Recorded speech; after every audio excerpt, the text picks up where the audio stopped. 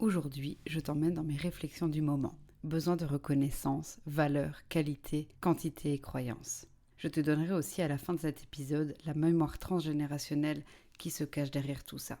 Parce que oui, en tant que thérapeute en psychogénéalogie, j'ai été chercher d'où tout ça pouvait bien venir. Si vous cherchez à découvrir qui vous êtes et à vous libérer de vos schémas répétitifs qui vous empêchent d'être pleinement épanoui, bienvenue sur cette chaîne. Bonjour à tous, c'est Aurélie. Pour que tu comprennes ce qui m'amène à ce sujet, je te fais une petite introduction. Fin d'année 2023, je prends conscience qu'il est temps d'augmenter mes tarifs. Même si j'ai l'opportunité de vivre de ma passion, ça n'en reste pas moins un travail et la réalité financière qui va avec me rattrape aussi. Et là viennent se mêler tous les schémas dont on va parler aujourd'hui. Mon besoin de reconnaissance, j'ai effectivement besoin d'être reconnue dans mon travail, dans la valeur que j'y mets. Et ça passe notamment par le fait que j'ai des clients. Alors donc, si j'augmente mes tarifs, est-ce que j'aurai toujours autant de clients ?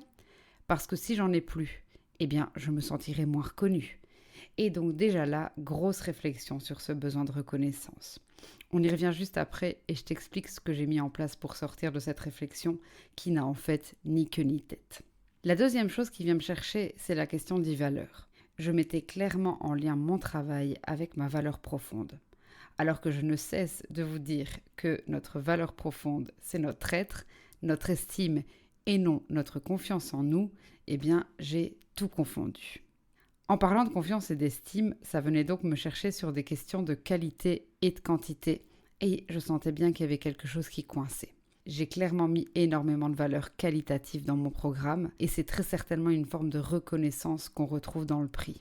Il vous suffit de penser à pourquoi on achète un téléphone avec une petite pomme dessus plutôt qu'un autre malgré le prix ou à d'autres marques dont je ne citerai pas les noms aujourd'hui, mais vous voyez de quoi je parle. Mais malgré ça, je ne voulais pas que mon prix s'arrête à ça.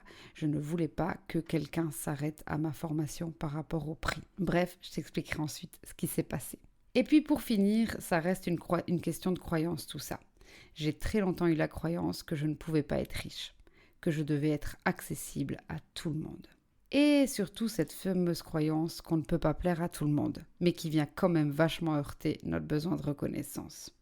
Voilà, je te plante un peu le décor de ma réflexion et je vais maintenant aller plus loin avec toi. Je vais maintenant t'expliquer ce que j'ai mis en place pour sortir de ça. Alors c'est quelques trucs et astuces dont tu pourrais aussi te servir quand ton mental fait face à un fouillis, un entremêlement de réflexions et que tu ne sais plus par où commencer. Alors avant tout, il y a ce fameux besoin de reconnaissance. Il faut savoir que ce besoin, c'est un besoin universel. On va pas se mentir, on le cherche tous à un moment de notre vie. On cherche tous à être vus, à être entendus. Et puis le summum de tout ça, c'est surtout qu'on cherche à être compris. Et nos besoins, eh bien, c'est ce qui influence nos choix et nos actions au quotidien. Donc, on va quand même prendre en compte nos besoins. Pour te donner un exemple, imagine déjà bien comment tes besoins physiologiques t'influencent. Quand tu as faim, mais genre vraiment, vraiment faim, tu n'es plus la même personne. Alors en tout cas, c'est mon cas. Alors j'imagine que je ne suis pas la seule dans ce cas-là. Eh bien, c'est exactement le même principe pour le besoin de reconnaissance. Si tu as un besoin de reconnaissance et qu'il n'est pas comblé, eh bien ça peut te faire vriller. Et c'est ce qui m'est arrivé, mon besoin de reconnaissance n'était pas comblé et ça m'a fait vriller. Sauf que j'ai oublié un gros détail, la validation. Et la validation, il n'y a que moi qui peux me la donner. C'est moi qui me donne ma validation.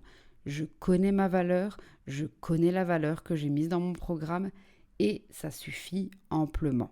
Et donc mon conseil dans ce cas-là, c'est de revenir à soi. Qu'est-ce qui est bon pour moi ? Et puis ensuite, tu peux introduire la notion des autres dans ta réflexion, mais ça n'est pas les autres qui en sont l'essence.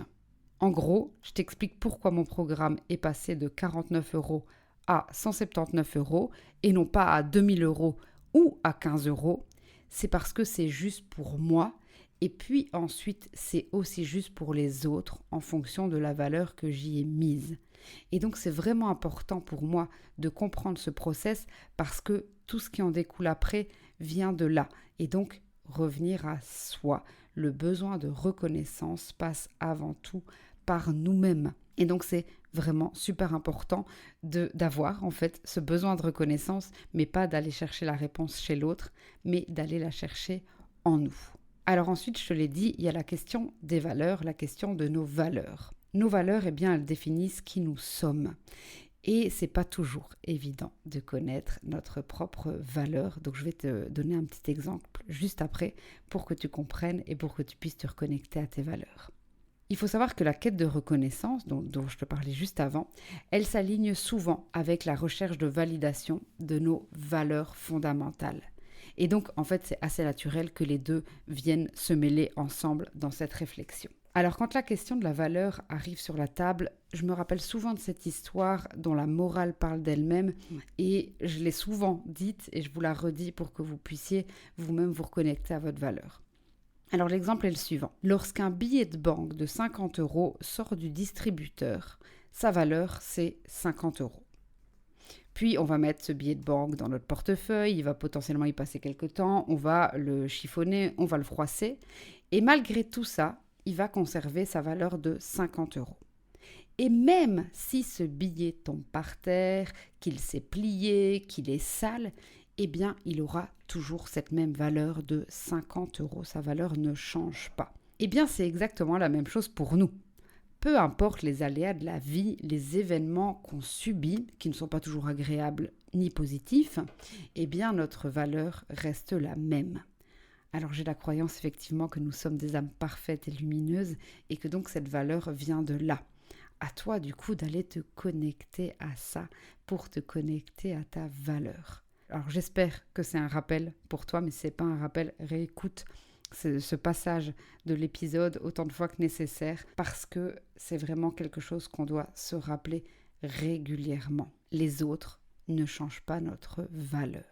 Alors pour ce qui est de la quantité et de la qualité, je te renvoie à la vidéo sur l'estime et la confiance en soi. J'ai vraiment développé en long et en large ces notions et ça aide vraiment pour moi à remettre en place la notion de l'être et la notion du faire à leur bonne place. Alors tu l'as vu, même moi j'ai été prise au piège et donc se rappeler de ça, se réécouter en fait les notions de base, eh bien parfois ça permet de se remettre d'équerre et donc voilà ce que je te propose. Et c'est finalement dans mes croyances limitantes que j'ai compris que ça venait me chercher dans mes mémoires transgénérationnelles.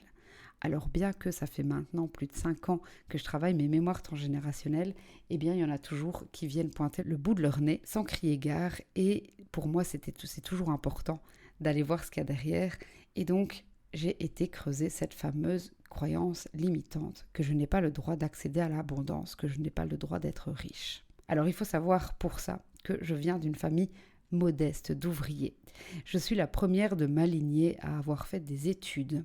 Alors, j'ai pas grandi dans le luxe et j'ai très rapidement appris à compter l'argent parce qu'on m'a appris que l'argent ne tombait pas du ciel. J'ai aussi grandi en voyant ma maman travailler dur pour qu'on ait une vie relativement confortable et j'ai aussi été confrontée à l'inconfort de l'habitation de mes grands-parents et de mes arrière-grands-parents et donc ça a d'une certaine manière conforté cette croyance. Alors malgré ça, j'ai aussi été confrontée au fait que le bonheur n'était pas lié à l'argent, mais c'est vraiment une autre histoire, mais c'est pour te dire que c'est complètement ok. Donc bref, je me suis construite avec la croyance que je ne pouvais pas être riche par loyauté pour ma famille. Pour tout vous dire, je ne savais même pas ce que ça voulait dire abondance à l'époque. Et cette croyance, elle a clairement influencé mon comportement, notamment dans toute cette réflexion que je t'explique depuis tantôt. Il était donc grand temps pour moi de couper avec cette mémoire transgénérationnelle, que je m'en libère parce que c'était clairement pas ok. Alors je vais te raconter encore une petite anecdote parce que ça vient vraiment me conforter, me confronter dans ce chemin de la libération. Donc j'ai fait tout ce chemin de compréhension, ce chemin de libération. C'est complètement ok. Donc voilà, maintenant mon programme est à 179 € et c'est ok. Mais pour te montrer que l'univers est bien fait et qui vient te montrer que tu es sur le bon chemin, je te raconte cette histoire donc. J'ai été contactée par un magazine de renom pour réaliser une interview. On me propose une page complète dans ce magazine avec la possibilité d'utiliser leur nom. En termes de preuve sociale, c'est vraiment top. Et puis, on va pas se mentir, mon ego a fait des bonds quand on m'a proposé ça.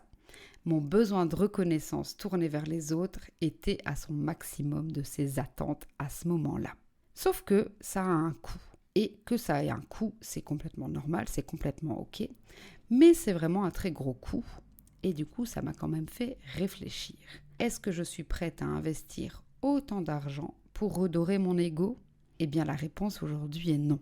Mais il y a fort à parier que si ça m'était arrivé avant toute cette réflexion, j'aurais probablement dit oui. Je ne dis pas que c'est bien ou que c'est mal de paraître dans des magazines ou autres, je dis juste qu'aujourd'hui, ça n'est pas aligné avec mes valeurs. Donc comme ça, tu vois un peu le chemin parcouru et comment je viens boucler la boucle tout simplement. Alors pourquoi je te raconte tout ça ? Parce que c'est le chemin. Le chemin, c'est de décortiquer nos problématiques, notre inconfort, pour pouvoir s'en libérer. Il y aura toujours des grains de sable qui viennent te montrer qu'il y a encore du travail. Et c'est probablement le chemin de toute une vie. Mais c'est possible, pas après pas. Et ce qui est fait n'est plus à faire. En conclusion, je te dirais que tout part de toi. Donc peu importe ce que tu traverses, reviens à toi. Ensuite, décortique ce qui se passe. En explorant, on peut mieux comprendre ce qui se joue. Et tu vas pouvoir, ainsi de suite, aller à chaque fois un peu plus loin. Alors bien sûr, quand ça nous concerne, c'est toujours plus difficile d'y voir plus clair. Et dans ce cas, alors, n'hésite pas à faire appel à quelqu'un de confiance pour t'accompagner sur ce chemin. Si cet épisode te parle, n'hésite pas à me partager en commentaire ce qui te vient quand tu entends tout cela. Est-ce que toi aussi, ça t'arrive d'avoir des difficultés à revenir à toi dans ces moments de réflexion où ton mental prend le dessus ? Si tout ça résonne pour toi, abonne-toi à ma chaîne et merci de m'avoir écouté et de m'avoir rejoint aujourd'hui. Je te dis à très vite dans un prochain épisode et je te souhaite de vivre pleinement ta vie.